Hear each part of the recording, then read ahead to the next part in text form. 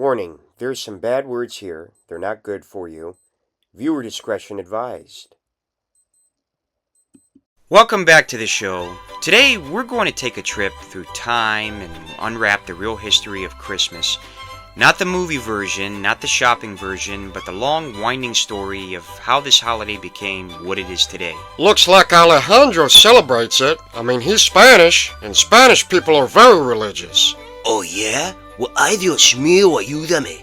You're just a dumb cracker. Do you believe in Jesus? Exactly, so that'd be like me saying all crackers don't believe in Jesus. Boy, don't get me started. Don't get me wrong. You need to take it as a compliment. Well, how about I compliment those eyes back on the right track? Were you born like that or something? Actually, Alejandro, I think once you came on as a guest on this show, that's when Larry's eyes started acting like that. What? Oh, I didn't know I was that scary. You hear this, Larry? David's saying you're a pussy to me. Oh, and you too, David. You about to get on my naughty list this year. Hey, I'm trying to lighten the mood up, you son of a gun. Anyway, Christmas didn't appear overnight. It's a mix of ancient traditions, religion, culture, and a little bit of old-fashioned winter survival. Let's start way before Christianity, before Christmas had anything to do with Jesus. Imagine Europe thousands of years ago, freezing nights, short days, and a whole lot of darkness. People didn't understand the science behind seasons, so winter felt mysterious and dangerous. To survive the emotional weight of the cold, ancient cultures created festivals that brought warmth, light, and community. The Romans celebrated a festival called Saturnalia, a week-long party full of feasting, gift-giving, music, and chaos. Social roles flipped. Servants ate like royalty. It was loud, colorful, and bright, and right in the middle of the darkest part of the year. Meanwhile, in Scandinavia, the Norse celebrated Yule. They'd bring giant logs into their homes and burn them for days. And as the fire crackled, families gathered around sharing stories and food. These ancient winter traditions, light, warmth, food, and community, became the foundation of what we feel at Christmas today. Today, we move forward at the birth of Jesus. According to Christianity, Christmas celebrates his birth in Bethlehem. But here's the interesting part. No one knows the real date Jesus was born. The Bible doesn't say it, and early Christians didn't celebrate birthdays at all. It wasn't until the 4th century, around the year 336, that church leaders officially set Jesus' birthday as December 25th. And the timing wasn't random. It placed the holiday right on top of those popular winter festivals. It blended the old with the new, making it easier for people to accept a Christian holiday while keeping the traditions they already loved. Now jump to the Middle Ages. Christmas becomes a mix of holy and wild. Churches held serious religious ceremonies, but outside villages celebrated with loud music, drinking, feasts, and games. It was half sacred day, half winter carnival. Think of it as early Christmas with a little more chaos and a lot less Hallmark. But not everyone loved this version of Christmas. In the 1600s, certain religious groups, especially the Puritans, thought the holiday had become too noisy, too sinful, and too connected to those pagan festivals. So they banned it, literally banned Christmas. In England and early America, you could be fined for celebrating. Shops stayed open. December 25th was treated like any other workday. It's strange to imagine now, but for a while, Christmas was basically canceled. Then something changed in the 1800s. Christmas made a massive comeback, and it became the warm, cozy holiday we know today. A big part of this transformation came from literature. In 1843, Charles Dickens published A Christmas Carol. Suddenly, Christmas was tied to kindness, charity, forgiveness, and spending time with family.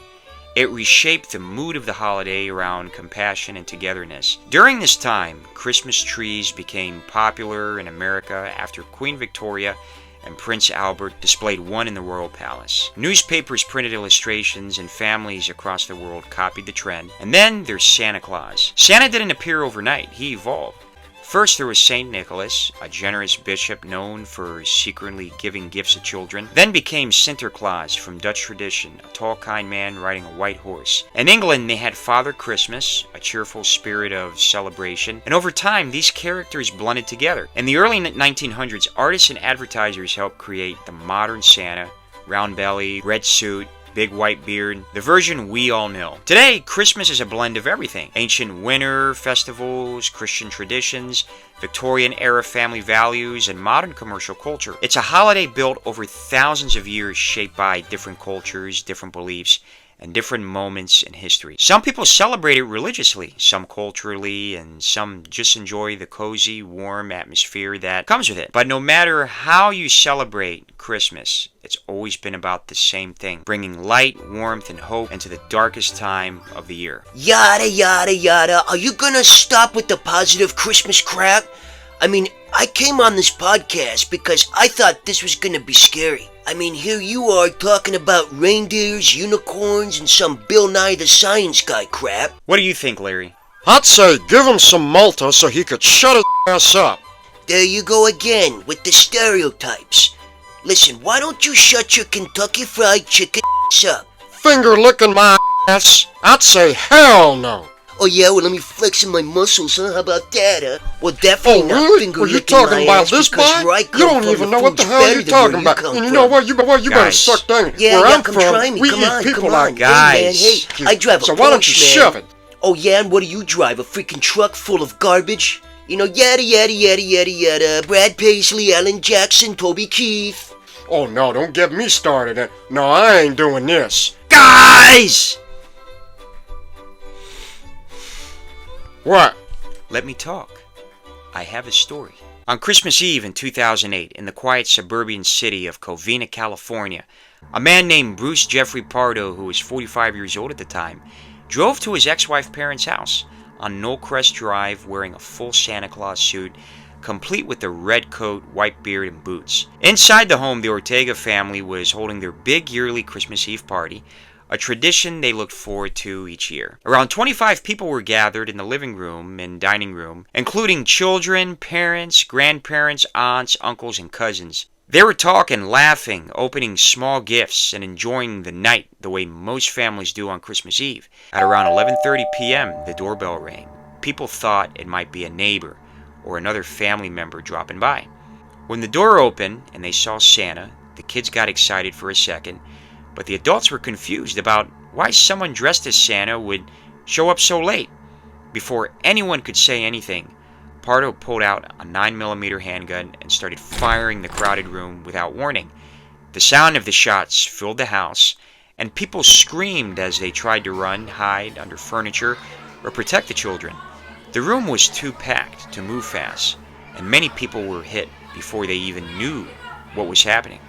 After shooting several family members, Pardo took out a large gift-wrap box he had been carrying, but it wasn't a present. It contained a homemade gasoline-spraying device connected to a tank of fuel under high pressure. Pardo began spraying gasoline across the floor, the walls, the furniture, and even onto people who were still alive and trying to escape. The fire became so hot that it melted parts of the home. The smell of fuel filled the air, and within seconds, reaching temperatures of over 2,000 degrees. Firefighters arrived quickly but could not go inside at first because the fire was too strong and the roof was collapsing. The blaze took almost 2 hours to put out. After the fire was finally controlled, investigators found that 9 people had been killed, including Pardo's ex-wife Sylvia Ortega, her mother and father, and several of her brothers, sisters, and in-laws. Many of the victims were burned so badly that they could only be identified through dental records. Survivors later explained that the attack happened so quickly that no one understood what was going on until it was too late. After leaving the burning house, Pardo drove to his brother's home in Salmar, about 30 miles away. There, badly burned by his own fire device that had partly exploded on him, he took his own life with a single shotgun. Police later discovered that Pardo had planned the attack days or even weeks ahead.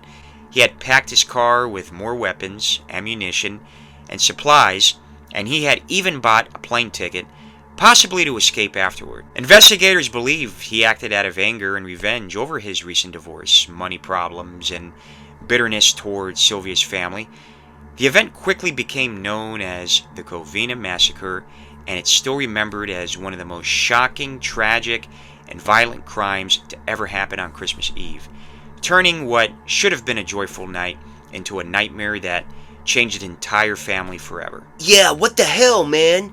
Now I can't even go to bed at night. Well, better yet, you and me both, boy. So cold and brutal at the same time, especially on Christmas Eve. I just don't know why crazy people like that do it. Aw, you guys are bonding. See, I love this. See, at the end of the day, you guys are tough love with each other. I'd say we wear the Santa suit on this guy.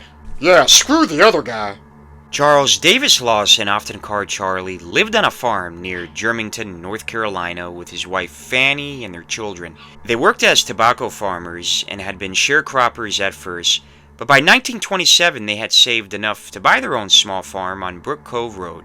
In 1929, even though money was tight, Charlie did something unusual for a working-class farmer. He took the family into town to buy new clothes, and they had a professional family photo taken, which would later become a haunting reminder of the happy life that was about to end. The Lawson children were Arthur, who was about 16, the oldest son, Marie, who was 17, Carrie, 12, Maybelle, 7, James, 4, Raymond, 2, and baby Mary Lou, only a few months old. On Christmas morning in 1929, things seemed normal. Marie baked a Christmas cake, and the family may have had small holiday plans. At one point, Arthur was sent on an errand to town, possibly to buy shotgun shells for a hunting trip, and being away saved his life. While he was gone, Charlie first went to the tobacco barn and killed Carrie and Maybelle as they returned from visiting relatives. Then he returned to the house and shot his wife Fanny on the porch, and then he found Marie inside and killed her and hunted down the younger boys, James and Raymond, who had tried to hide, killing them as well. Finally, he killed baby Mary Lou. Afterward, he walked into the nearby woods and killed himself with a shotgun. Neighbors and relatives who arrived later saw the horrifying scene with bodies arranged in a strange, almost like funeral-like way. Rocks under heads in the barn and arms crossed. Lawson left behind 2 unfinished notes, offering no explanation. The only surviving child was Arthur, who had been on his errand. The tragedy shocked the community and spread through newspapers across the country. Over the years, the murders became part of the local folklore, inspiring songs like The Murder of the Lawson Family, or in books and ghost stories. Theories about why it happened include mental illness, a head injury Charlie had suffered, or the disturbing claim that he had abused Marie, who may have been pregnant. The family was buried together in a private cemetery with the gravestone reading, "Not now, but in the coming years it will be a better land. We'll read the meaning of our tears, and sometime we'll understand." Even almost 100 years later, the case remains chilling, with people researching, writing, and debating what really happened, making the Lawson family murders one of the most haunting crimes to happen on Christmas. Because it happened so long ago, modern forensic evidence like DNA or ballistics wasn't available, so many questions remain. None of these can be proven.